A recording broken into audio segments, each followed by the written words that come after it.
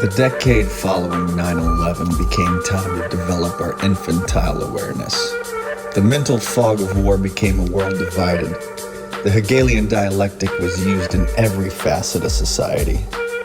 The guided deconstruction of arts and every human endeavor increased with the help from media and propaganda. Men no longer surfed the waves of Mother Earth's oceans. Instead, they surfed their mother's couch. TV guides, pimp my rides, and theme park lines took their minds. Tailored suits became tank tops and basketball shorts. People focused on building simulated environments while simultaneously destroying their own environment. Digital avatars became more important than our biological ones.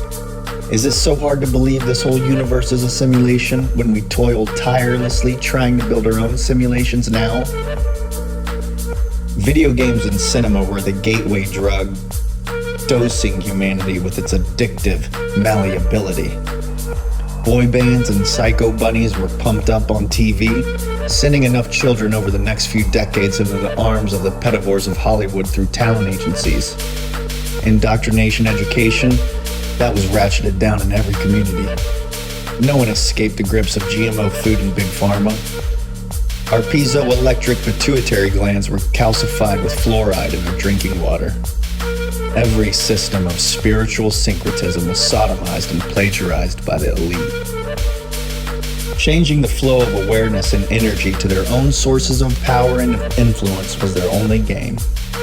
What happens to the power of prayer when it's taken by an imposter god? The apple cares and controls not the polarity of the person who picks it.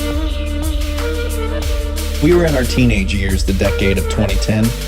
Have you ever wondered what happened to all the Michelangelos or Leonardo da Vinci's? It is surprisingly hard to wake people up to the deception and indoctrination we have all been subject to.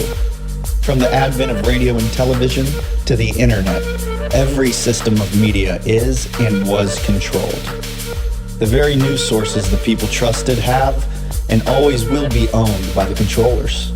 Project Mockingbird. That's just one uncovered CIA program designed to put operatives like Anderson Cooper in the public arena of network news.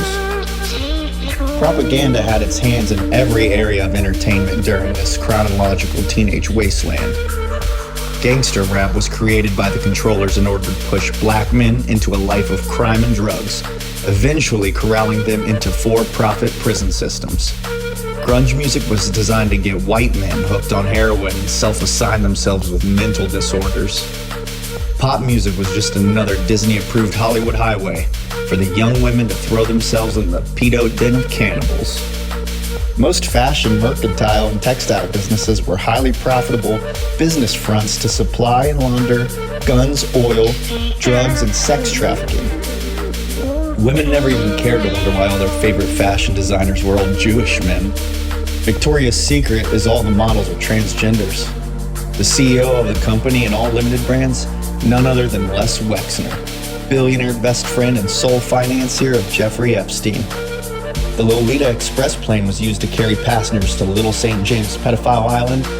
It's named after a Hollywood movie about a father who has sex with his underage daughter.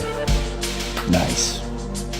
The madam and curator of child predators, Ghislaine Maxwell, was not only friends with everyone from Elon Musk to Barack Obama, her father was also linked to Werner von Braun and Walt Disney.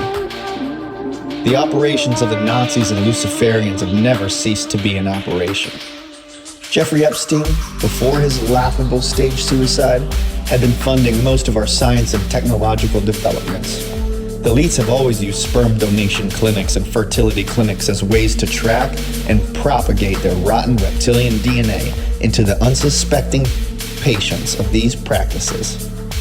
Museums and art galleries are only fronts for illegal transactions.